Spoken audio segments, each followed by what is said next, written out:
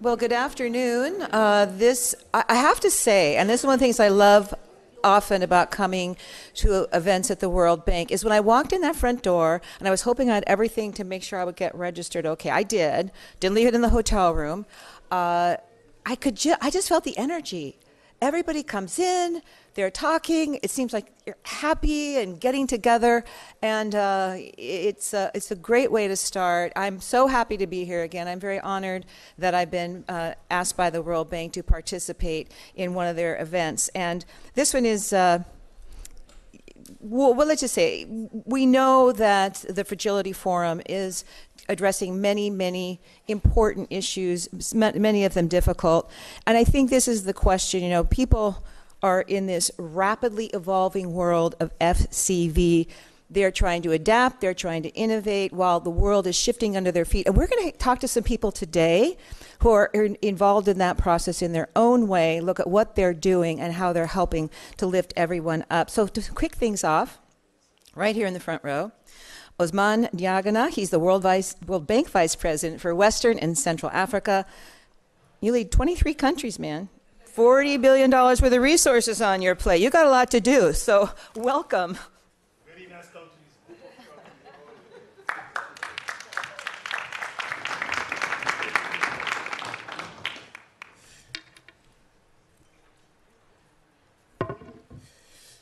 Good afternoon, everybody, and good to see you. I would like to thank Sukena and the team for giving me the opportunity to be here, and obviously to thank in advance our Changemakers speakers for sharing their inspiring stories with us and for joining us today to discuss how the global community can create an environment to support other entrepreneurs and creators. The best lesson we can learn are from those who have already forged the path that we would like others to follow. I'm very, very honored to speak to you today on the important topic of entrepreneurship and its important role in building stability and promoting resilience in fragile and conflict environment. I just came back from Mali.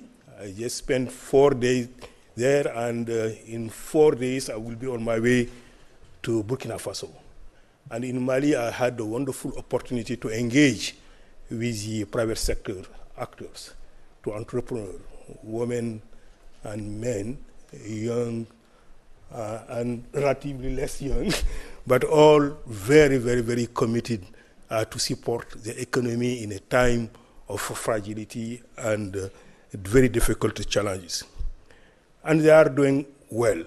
And of course, it's not specific to Mali. Everywhere we know that the private sector provides the essential of jobs in terms of quantity and sometimes even in terms of quality, especially in FCV's countries. The jobs which entrepreneurs create are critically important for giving opportunity to youth and to women and to building social and economic stability. Of course, as the entrepreneur on this stage will tell you, entrepreneurship is not easy. Creating the condition for the private sector to thrive and create job and opportunity is also not straightforward, particularly in fragile and insecure contexts. Entrepreneurs in FCV contexts often face great challenge to access services, financing, and new market. It can often be difficult for an entrepreneur to turn an idea into a bankable project. This can be a major bottleneck to even getting off the ground.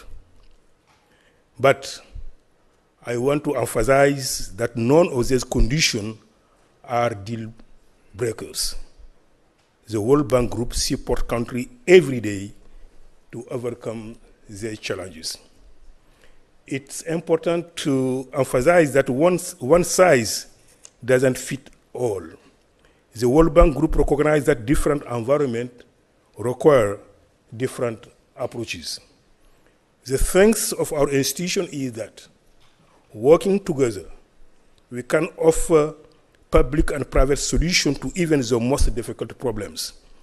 The work we are doing internally to create a bigger, better bank is intended to increase the impact we have on the ground for our client. As a World Bank Group, we have many tools in our toolkit which allow us to address different challenges at the same time.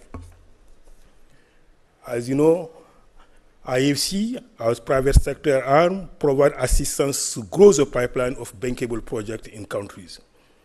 For example, IFC supports entrepreneurship in the Africa region through the Local Champion Initiative.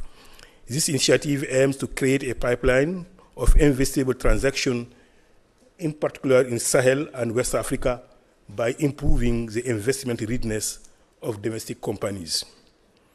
The IFC can also help lower regulatory barriers, improve legal protection for creditors and stakeholders, and expand access to finance for small and medium enterprises.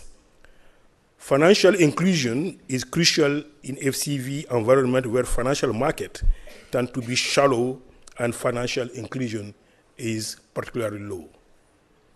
MIGA provide assistance to reduce risk to investors, including in FCV context.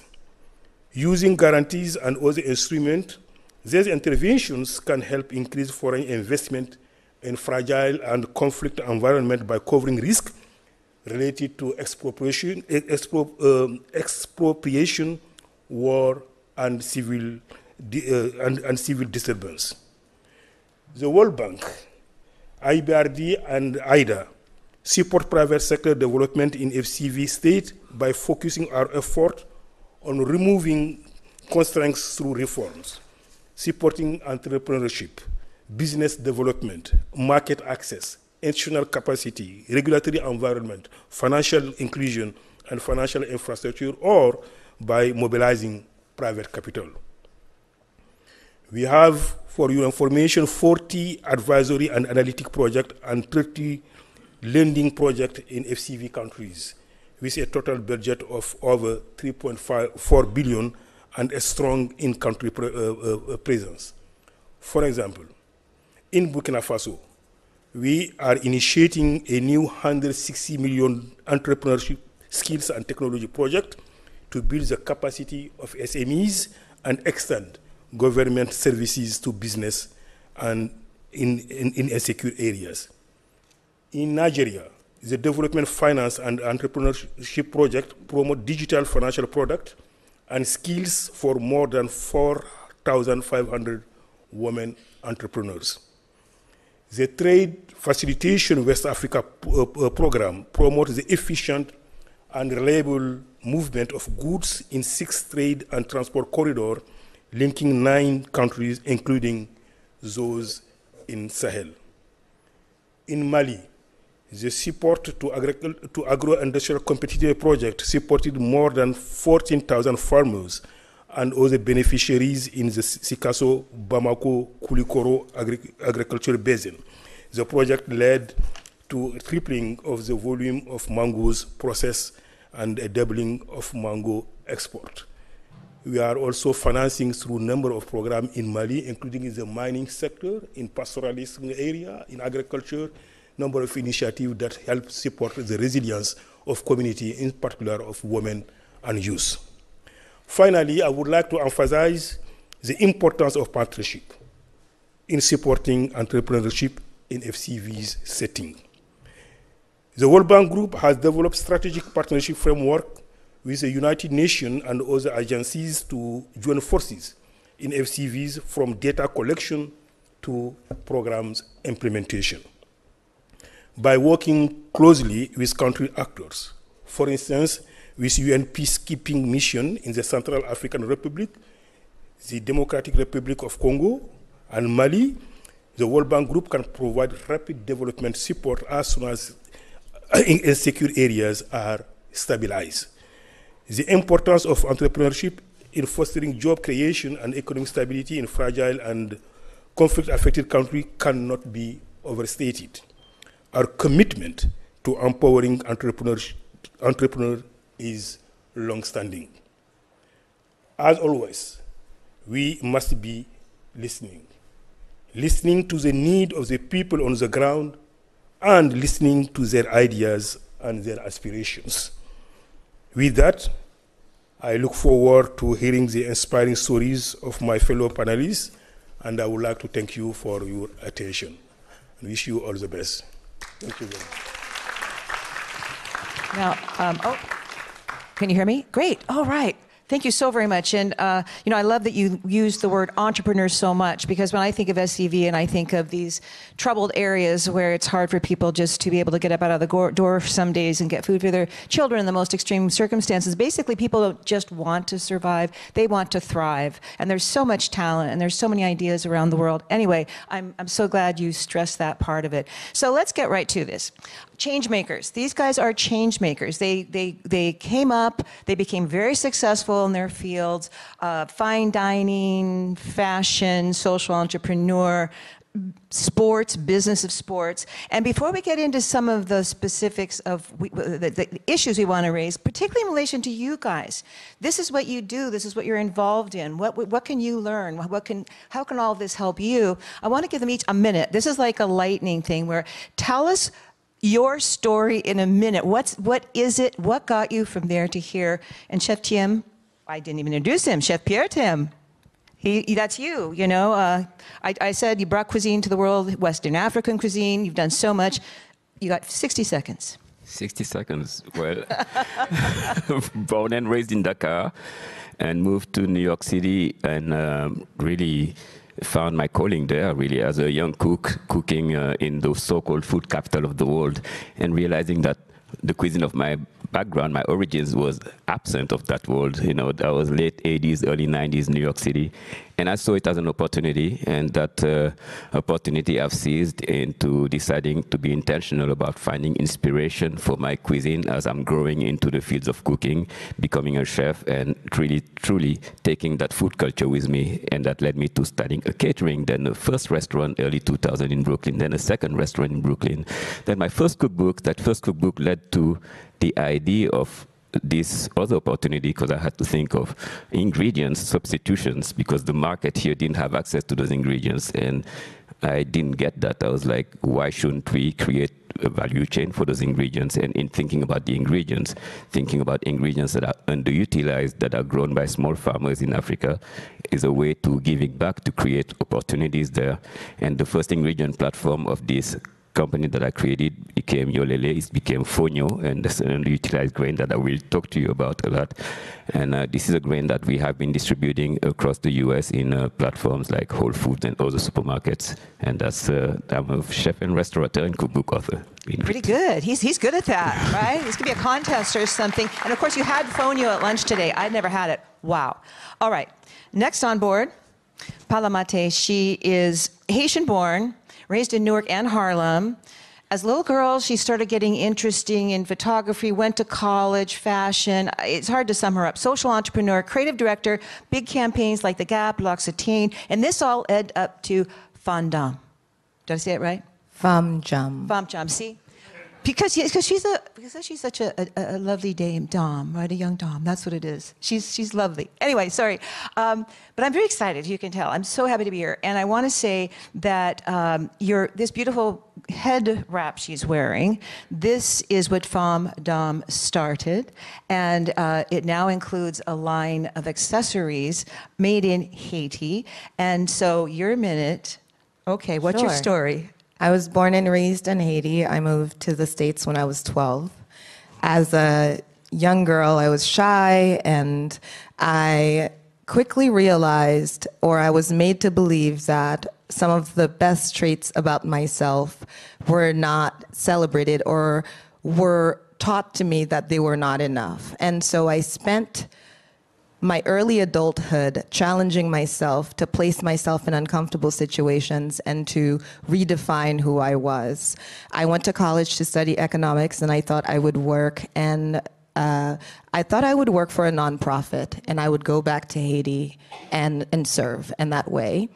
And I tried to get different internships, different volunteering opportunities, and could never find one. And so I decided to challenge myself once more and move to New York City and Harlem right after I graduated, and started working in hospitality. And working there, I found my voice, my creative voice. I kept meeting people who told me I was a strong storyteller, and I believed them, and I started to practice. That led me to create my company that I sold in indoor and outdoor markets in Harlem on a folded table, never realizing how far it would take me. And here I am. Here she is. I studied economics too. That must be, we were meant to get together here. Although my path was different and certainly not as creative as yours. But at any rate, now finally, Will Mbiakop, born in Cameroon, loved basketball, loved sports. You can just tell, you can see, right? You don't have to look at him and not know that he's an athletic person. But he's taken major steps, big steps at NBA Africa, developing these groundbreaking partnerships with top public and private organizations in Africa. He is now the executive chair of the African Sport and Creative Institute, ASCI, and known as well for the business of African sports. But it just seemed like it was waiting to happen what you're doing, it seems. Yeah, look, I'm just really blessed, to be honest with you. So my name is Will Mbiakop, as you mentioned, originally from Cameroon. My mom is from Morocco, so I got the best of both worlds, North and Sub-Saharan Africa.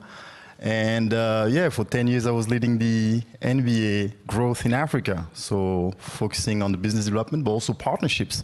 And also I have to say, I'm very honored to be here. Thank you again, Soukaina. Really appreciate you having me here, because I'm a son of FCV setting. I'm coming from a very humble area of Yaoundé, Cameroon. I was just being blessed with exposure, with opportunities. And I truly believe that within those 1.4 billion people we have in Africa, they just need one opportunity to make a major change. And I've just been one of the beneficiaries of the transformative power of sports. So, yes, applause, I agree. And so much more to discuss with you guys now. And I want to go to you, Pierre. This is so amazing, right? I mean, he could have just been doing shows on Food Network and writing more cookbooks and probably, all kinds of things. And yet how much was it a combination of you wanting to help African farmers or realizing, dang, I can't get any fonio in the States? And it kind of, sort of led to that. And how does it help African farmers? Well, it does help African farmers because they didn't have access to markets. So the whole thing, I can give you a brief summary of how it happened.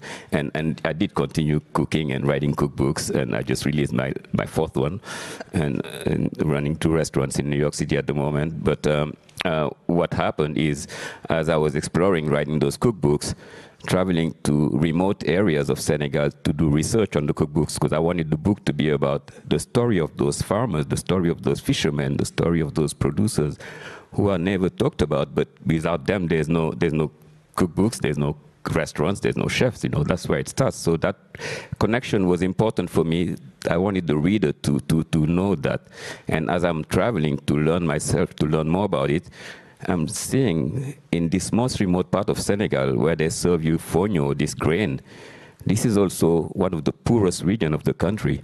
This is a region where there's no youth. Everyone is gone. There's just migration is amazing. I think it's the highest rate of migration. Everyone is looking for opportunities out there. They try to make it to Europe in the most drastic ways. Some try to go on dugout boats, fishermen dugout boats, and the fishermen are happy to be the one doing it because there's no fish in the ocean because of also the overexploitation, overfishing.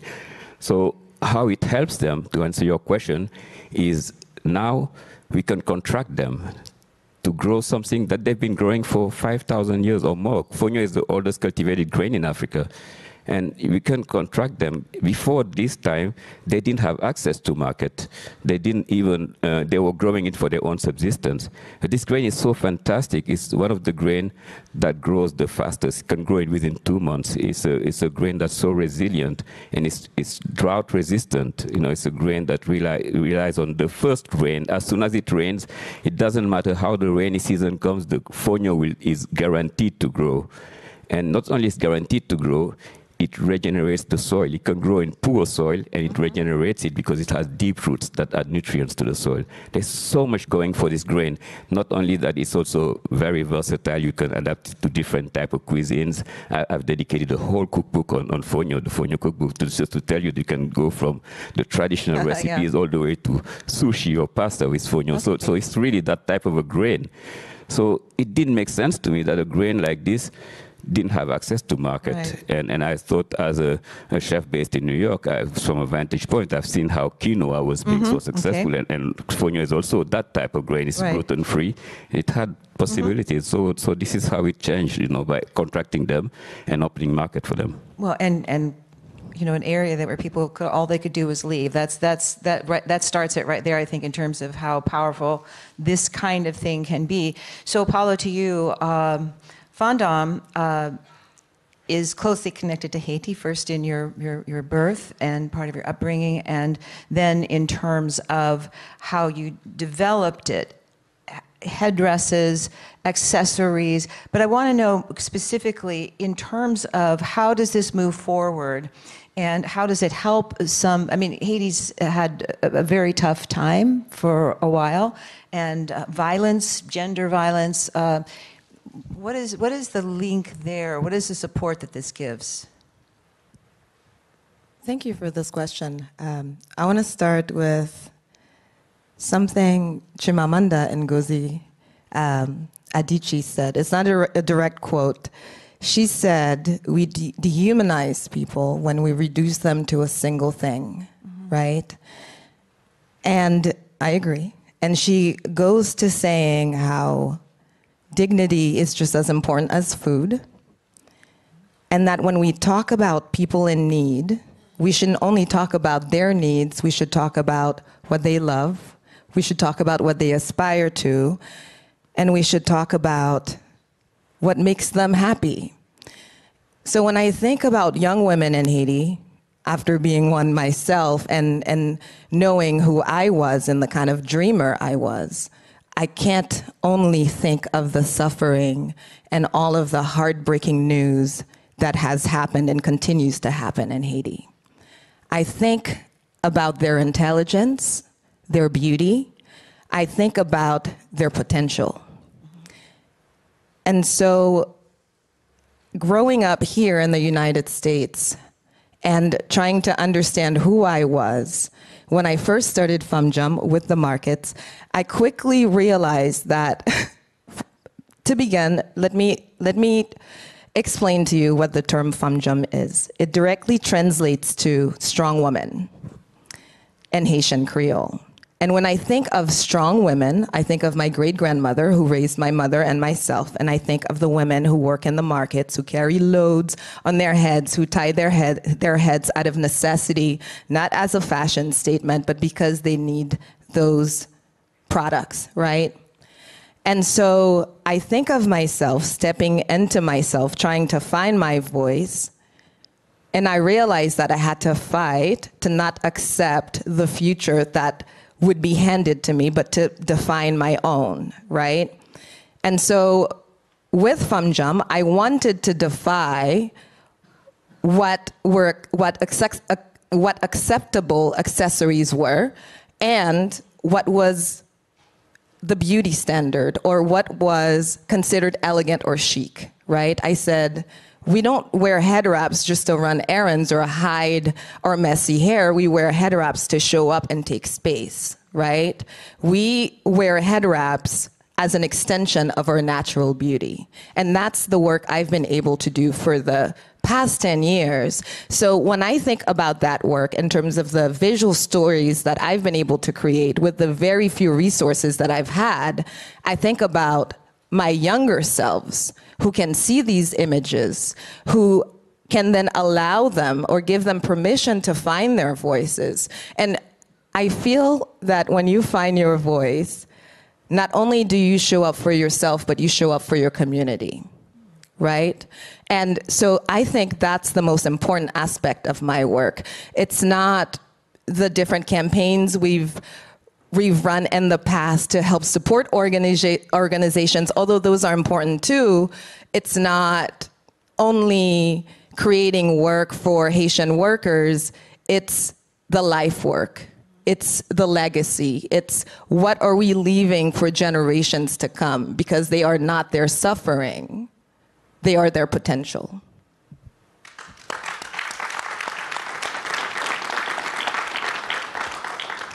So, Will, you cover a large gamut in Africa, in African sports. And this is I'll ask the question, so what are the returns on your investments in African youth sports? Well, I mean, there's a number of ways to answer that. And I think certainly in this context, and certainly after what Paola just said, and, the whole thing about being an entrepreneur and what that can bring to people and how important that is, what it gives you, right? Then that's how do you answer that question for the work you've done over the years and the work you're doing now? Yeah, thank you. So look, I think I'm going to try to share with the FCV community a key learning from sports. And just keeping in mind that the topic today and over the next 3 days is adapting in innovating in a volatile world, right? Mm-hmm. So in sports, and I'm coming from basketball, as I mentioned, we talk about the term understanding the game. Understanding the game. So what game are we on? And let me take the African perspective. So Africa is a 1.4 billion people continent, as you know, and the average age is 19 years old. So first of all, that means that the youth of the world is in Africa. Number two, by 2050, one human being out of four will be African. The driving demographic force of the world is in Africa. Again, understanding the game, understanding your tangible and intangible assets. I'm honored to be with my brother Pierre here when we talk about food. So let's talk about food security. 65% of arable land in the world is in Africa. So when you talk about food, you're going to be talking about Africa. My sister here is in fashion. You probably heard about the Cotton Four. The top 4 countries producing cotton in Africa, Ivory Coast, Benin, et cetera, producing quality cotton for your industry. So what I mean by that, understanding the game, is understanding that when you deal with people in FCV settings, you have to understand, you make them understand that what is at stake is not only their future, it's not only their region future or their nation future, it's not only the continent future, it's actually the world future. This is what is at stake.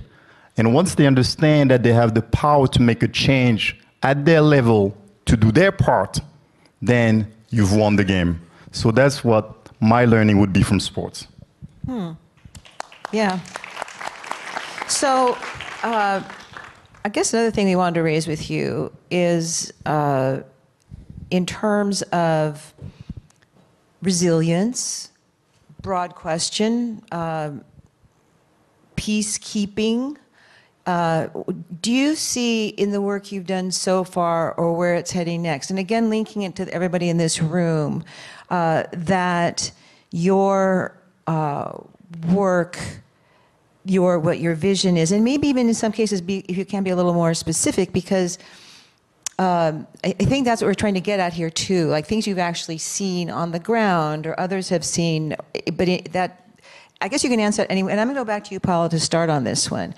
How do you fit yourself, one person with a big footprint and a large presence, and you guys are all kind of stars in your own way, right?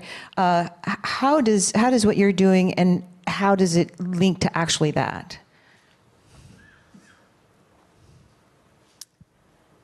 How does my work link to this whole question of helping to build resilience in society, and ultimately, I mean, peacekeeping, obviously you're not troops on the ground, but we need a lot more than that anyway, don't we? How do you get there? Okay, so when I think about the work that I've done for Haiti, and to be completely transparent, I don't even think I've fully begun, right? It's my life's work. I think of my work, and when it comes to Haiti, as tending to a community garden, right? maybe without experience. And what I've realized is that we tend to get frustrated when things don't go our way. When we start something and we don't see the results right away and we say, you know what, it's just not meant to be. We give up. And then something terrible happens and then we go back and we try to patch it up. And to me, I believe that my life's work as my lifestyle in general is to continue to feed into the work that I'm doing. And it takes patience, especially when you don't have a lot of resources. It takes a lot of research. It takes finding ways to collaborate and adding value to some of the people who are already doing great work on the ground. And so that's what I've been able to do in terms of showing up for my community, knowing that I will continue to do that for the rest of my life. So I'm not just showing up and sending a one-time donation. I am constantly trying to find ways to amplify the voices of the women doing the work on the ground in Haiti and the voices of people in general who are looking at all of the different talents that we have. Right? And so I think right now my value is learning, because that's important. It's doing my research and constantly collaborating. And some examples I work with companies, with organizations like Haiti Cultural Exchange. I love their mission because they're bringing artists from Haiti and they're giving them opportunity to show their work in New York City, which is incredible, because imagine you're in a country where you think there's no hope, right? It's so fragile. And how do you show up? How do you create? How do you even inspire others if you don't think there are opportunities? So someone like Regine, the founder of Haiti Cultural Exchange, who says, I see you, I'll fight for you to take your work, and so your work can be celebrated. Right? And I think that's so impactful. And yes, we need food. Yes, we need security. But we also need to invest in the human beings and all of the work they can do. You said it yourself. You were fortunate enough to have the privilege to travel, and your voice carries others, right? So many that are coming after you. And so I believe by investing in the talent that we have, they can go back, like me, and pay it forward and continue to show up. Mm-hmm. I want to hear more about from you in terms, because this question is kind of a broad question, right?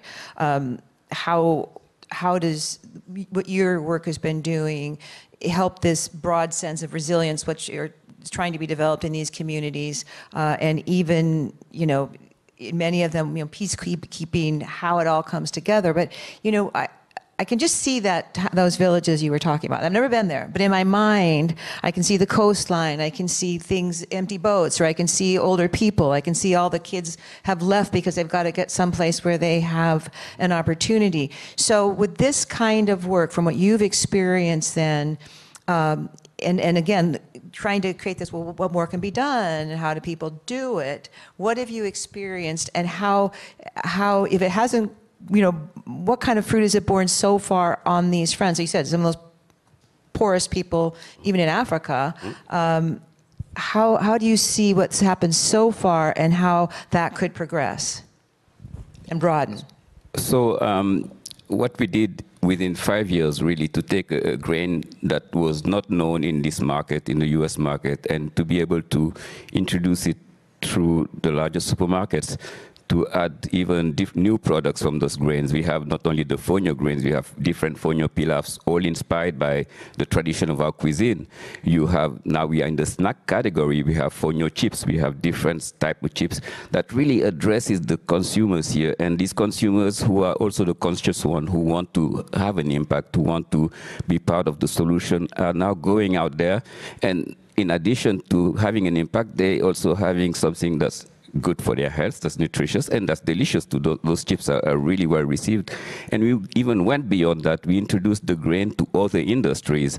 Now we have fonio beer that you can find at Whole Foods. Did you say fonio beer? Fonio beer, yes, fonio beer. We have Pilsner, double Pilsner.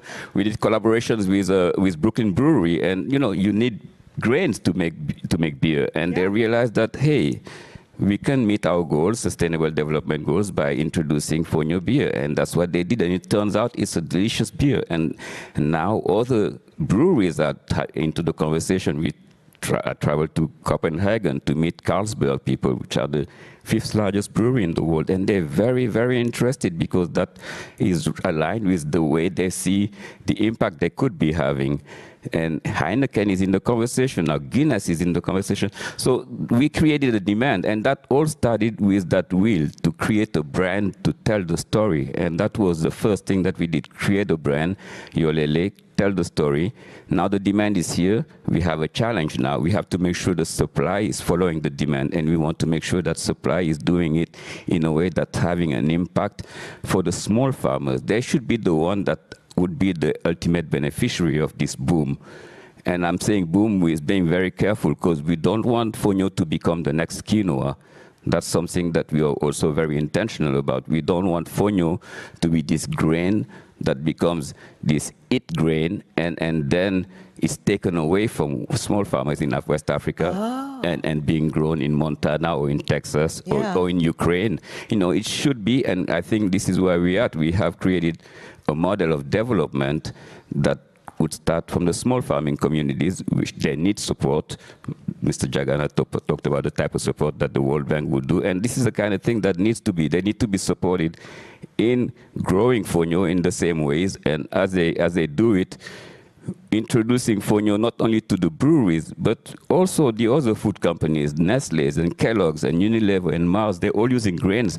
So this is how you can see now something happening, creating an industry. And another thing to finish, making sure it's not only about Fonio. We need to support the hundreds of other underutilized crops that are grown in those regions too, because if you do it just for Fonio, Fonio becomes a cash crop and they just stop growing the others. We need to support multi-cropping. We need to support crops that are grown in rotation, and that's how you have an impact on the environment, impact on the communities with economic opportunities, and impact on the consumers who have now access to a diversity of products. We're going to go to audience Q&A in just a minute, but Will, there's been something I wanted to ask you, because I saw a piece that was done about the big sports arena that's been built. Hotels are going to be there in Africa, and how this is part of this whole business model, you could say, of expanding a sport across a very athletic nation, et cetera. So in terms of this same idea of, is it work this way? So like, well, if I can start making a living and if things are growing, then all the other conflicts and things start fading away for people? Is there something about furthering sports in an area that is a troubled area or whatever, that when you're doing your work with basketball and everything you've done across, all over in Africa, how does that work? Do you see any direct link? Or are we am I kind of silly to say that? It's just a general process of growth, of things getting stronger, and rising up that way. Again, when we're talking about fragility, conflict, and violence areas. Yeah, absolutely. Look, first of all, I think sports is just a fabulous vehicle in any setting, FCV and non-FCV. But sports is definitely a fabulous vehicle to engage with people at all age, all gender, all communities. Just to give you a number, 80% of the world population are sports fans. 80%. That means sports is a universal language. Wherever you are, wherever you go, you speak the same language. That's one thing. Number two, from a social impact perspective, sports help address 6 out of the 17 Sustainable Development Goals: gender equality, women empowerment, economic empowerment, well-being, creating sustainable jobs, and we'll talk about the business side of sports afterwards. But first thing first, yes, sports does help in FCV setting to rebuild people, heal them.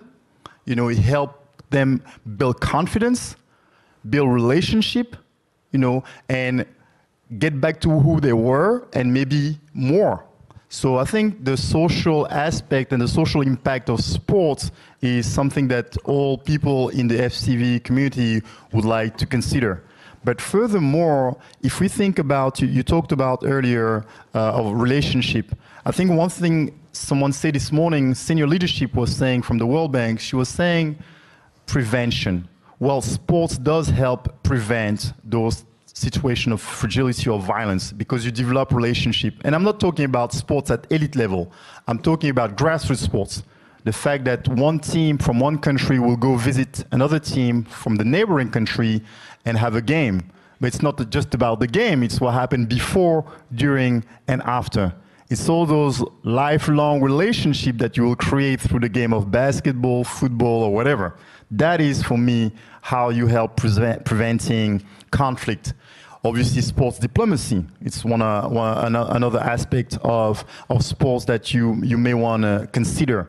But once you've healed someone, once you create hope, and the great, I'm going to have to quote the great Nelson Mandela. You know, he was saying that sports can bring hope and can change the world and can bring hope where there was only despair. So yes, indeed, once you create hope and you've rebuilt character, you've instilled those values of tolerance, self-confidence, you also have to think about business. So here in the US, sports is a humongous business, right? You got the NBA, NFL, MLB, so on and so forth. Roughly worldwide, sports is 3% of the world GDP. So that means there are a lot of jobs available for all those entrepreneurs who wants to get involved. I wasn't good enough to play basketball and I didn't play in the NBA.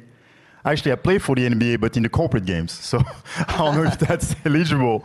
But I did make a career from a passion to a job, representing the NBA at the very highest level, leading the business development effort of the NBA in Africa. So sports does provide a lot of jobs for all those people. So again, in a volatile world where we're trying to innovate, let's look at sports from a different perspective, a holistic perspective, from prevention to healing, developing hope, developing people, developing business people, and making sure that they can make a living out of their passion. Perfect. And that's one thing I started thinking about a lot after I was asked to participate is, wow, you know, again, there's certain kind of tools. The World Bank, obviously, you know, decades, hours and hours of people's lives and work and money spent, but maybe there's another kind of tool that could go in the toolkit, and I think that's what you all make me think of. So now, please, there's a microphone right there. We got a good chunk of time for questions, so just hop right up there and ask. Don't be shy. I can't imagine you guys are shy. Here's one. All right. Say your name and then ask your question. Hi, my name is John Weiss, and I have a question for the gentleman on my left about grains, African grains. And my question is, how will you prevent large non-African corporations from taking over the farming and stealing the farming industry from African farmers? Excellent question, and that's something we've been struggling from the beginning. We knew that the quinoa story was inspiring, but it was also a thing that we had to avoid. Like I mentioned, we didn't want fonio to become the same method of agriculture, intensive agriculture, because that's not the way it's supposed to be. That's not the way it got to us. So one is we needed to innovate on the processing. The processing of fonio is not adequate for the goal that we have of being a world-class crop, meaning there's already close to 50% of post-harvest waste. We had to address that. There's also the inefficiency in the cleaning of fonio. So we hired a company, Bueller, to come up with the solution to create a mill that would not only remove the waste from 50% to like single digits, but also to take it from like 1 ton per day to 2 tons per hour in the processing. So truly revolutionize the processing so that we can access fonio to the big food companies. So once you have that solved and you're making sure you're working with small farmers, at our own level, we're already controlling the supply. We're making sure we have the supply. So there's no Texan farmers who can come and decide to grow fonio in Texas. We can compete with them, which is what quinoa couldn't do. Quinoa, they kept growing fonio, quinoa without controlling the processing the way it's being done in the US. And now the US is doing intensified type of growing quinoa, and the farmers in Peru and Chile couldn't compete. We also have to have support from the regional level. At the policy level, we want the governments to protect fonio, to protect the seeds from not traveling if it's not for research. The seeds cannot go outside of the region of West Africa, particularly in the US or in Europe, unless it's for research. We still work in progress. It's an uphill battle. We're fighting big food right here, but that's one of the ways we're addressing it. Protecting the name of fonio. It cannot be called fonio if it's not grown by small farmers in West Africa. That's something we can do. It's being done for other products in other parts of the world. So the appellation is something that we are working on with indication, geographical indication. So those are some of the tools we are using. Next. Hello, panelists. My name is Steven, and I'm an intern at the United Nations Populations Fund. So my question has to do with scalability, right? I was an entrepreneur in college. I had my own small business. I pitched it. And the big problem I faced was scalability, especially in the FCV setting. How do you leverage that social human capital involving local communities while scaling your business at the same time? Thank you very much. Okay, and you guys take that too. Yeah, just so, because you've scaled different kinds of businesses already.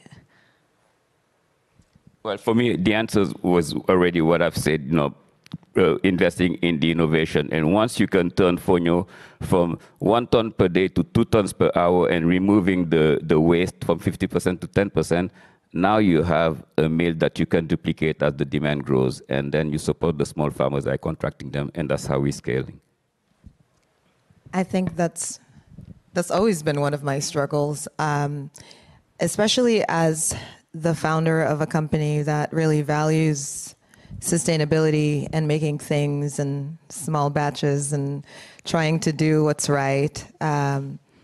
We came across this issue a few months ago where I created this product, and it's not something I've heard about before, and so I make head wraps, right? And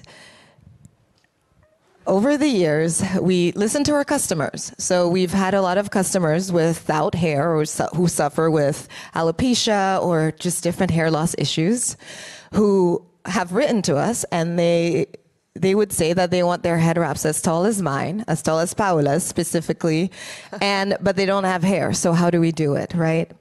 And so that question has haunted me for years, and I've overthought it.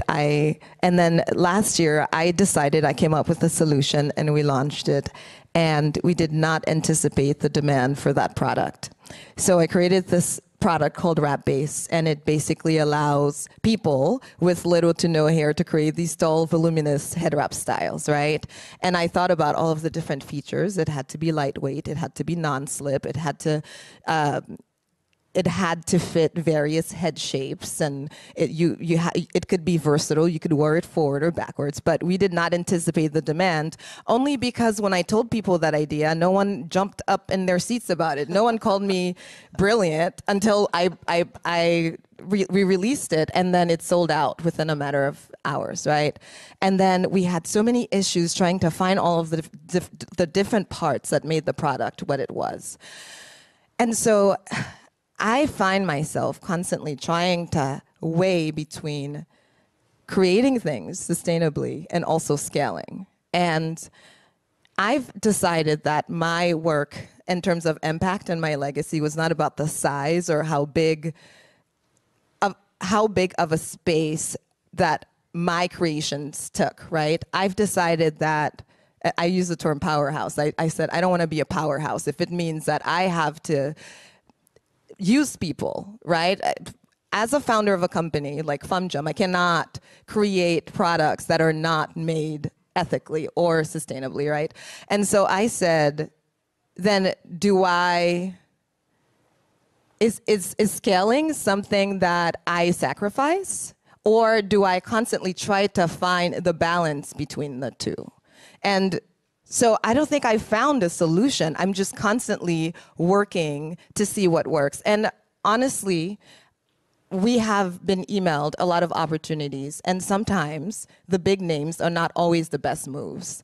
I think just because something carries a big name does not mean that is for you. And that's something I've learned to do. And I'm learning to scale with what feels right for me.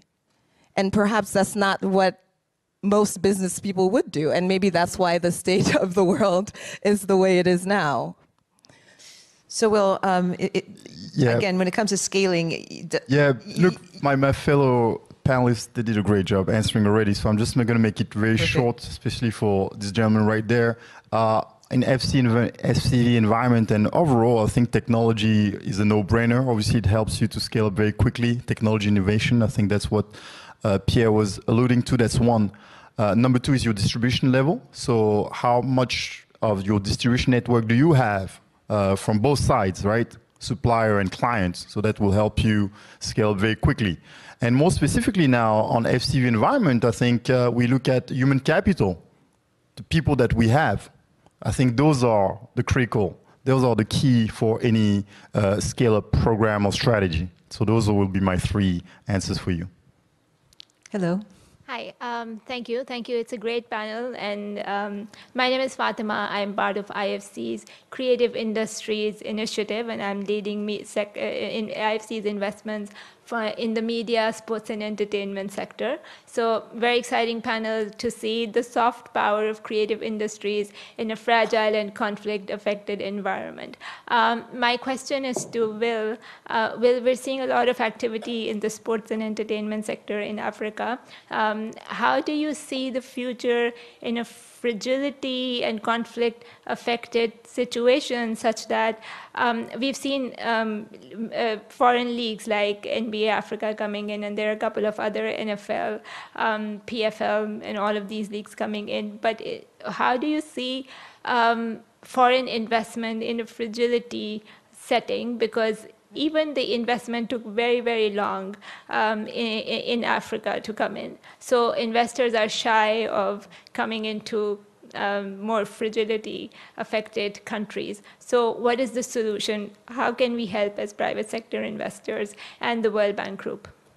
It's a great question. Thank you, Fatima. And the straight answer is you are the solution. I'll come back to that. So first of all, you're right. There's a lot of investment pouring into Africa. The NBA, we did it with the Basketball Africa League, multi-million-dollar investment. The folks at NFL are also understanding that Africa is a big market. I gave the number initially, right? 1.4 billion people, 19 years average age, people who are going to consume and practice sports for the next 50 years. So a lot of consumption, a lot of money to be made. But you're right. When you look at FDIs over the past, foreign direct investment over the past 7 years have halved. So they were from 12 to 6%. So why people are not investing in Africa? You know, why cost of capital is so high? Why access to finance is so high? So those are questions that are not only applicable to sports, but overall economy on the continent. So now what does the future looks like? I think actually the future is bright. There's never been a better time. I always say that there's never been a better time to invest in sports in Africa. It's right now. 10 years from now, you're too late. And the yield that you're going to make is going to be too small. So if you want to invest in sports in Africa, it's right now. And you have so many opportunities throughout the value chain, merchandising, events. You talk about media. I'd like to point out entertainment. Such a great, sports and entertainment are so intertwined, right? You look at music, art, all of these come together. So it's the perfect time to invest. We are actually witnessing the fourth industrial revolution, what I call the revolution of IP for intellectual property. A kid from, I think, Usman was mentioning Sikasso, which is a small, second largest city in Mali, actually. or a kid from Yaoundé or Uganda, for those who knows the ghetto kids, people can produce content locally and be viewed globally and make money out of it, which is amazing, right?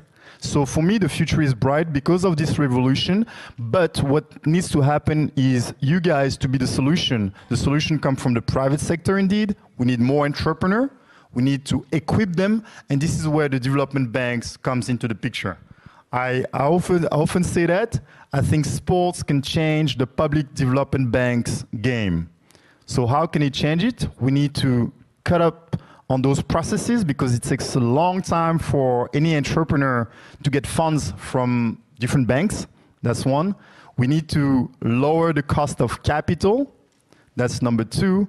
We need to allow for banks, public development banks, to view sports as a space for innovation, where you try new instruments, where you take more risk when you put more skin in the game. If you do that, I believe that the future is really bright for Africa.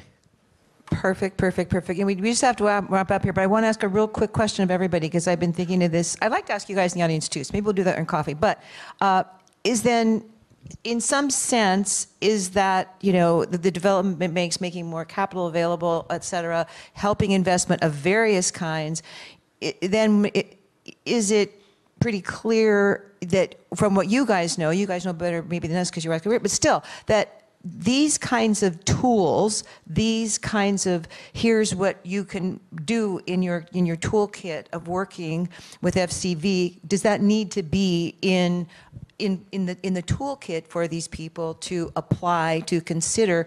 And I wonder, is a healthy dose of social media training and promoting things a worthwhile investment too? 100%. Absolutely. I mean, especially for small businesses that can't afford, we don't have a big marketing budget. We don't have we can't afford this type of campaign, but social media allow us to reach the world. And that's what we have realized from the get-go. We knew that we needed to have someone at ULLA who's in charge of IG and TikTok and Twitter. And that's like the way we could get to this audience of people who are those conscious consumers who also become ambassadors, and they use the same social media to really amplify your message, and they cook with fonio and they take pictures and they throw it to their audience, and that has a ripple effect, and it really is a powerful tool, absolutely. I would also like to add, without social media, using it as a tool of marketing for my company, I wouldn't have been able to take it from my header-ups from the markets to shipping products around the world. It has definitely helped, and people also felt connected to my story, and then I was able to grow. And even now, I use social media as a way to discover new talents in Haiti, to keep up with all of the brilliant minds and the way they create, from comedians to artists to singers to dancers. So yes. Just to complement on that, I think, yes, toolkits is essential. You're absolutely right. I think one thing that we kind of discount or don't look at much more is the collaboration between people. We are here before a crowd of top experts in FCVs. You know better than us. But what we don't do maybe enough is to have meetings where we sit and we listen to you, we learn from you, your context, your challenges, where are the opportunities, and we may come up with some solutions from our words as well. I think so. My recommendation would be, yes, toolkits, you're absolutely right. Technology, you're absolutely right. But maybe more collaboration between people from different worlds.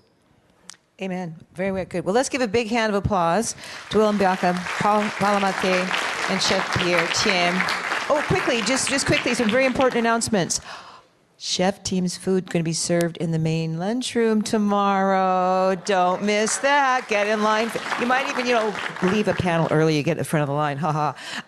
And also, Will is going to be back tomorrow as part of the lightning rounds. That's going to start at 9 o'clock in the morning. Be here. Get earlier. Get your coffee. 8 people talking about, again, innovative things maybe you haven't thought of, or at least not in the way you thought of them before, to be part of these solutions.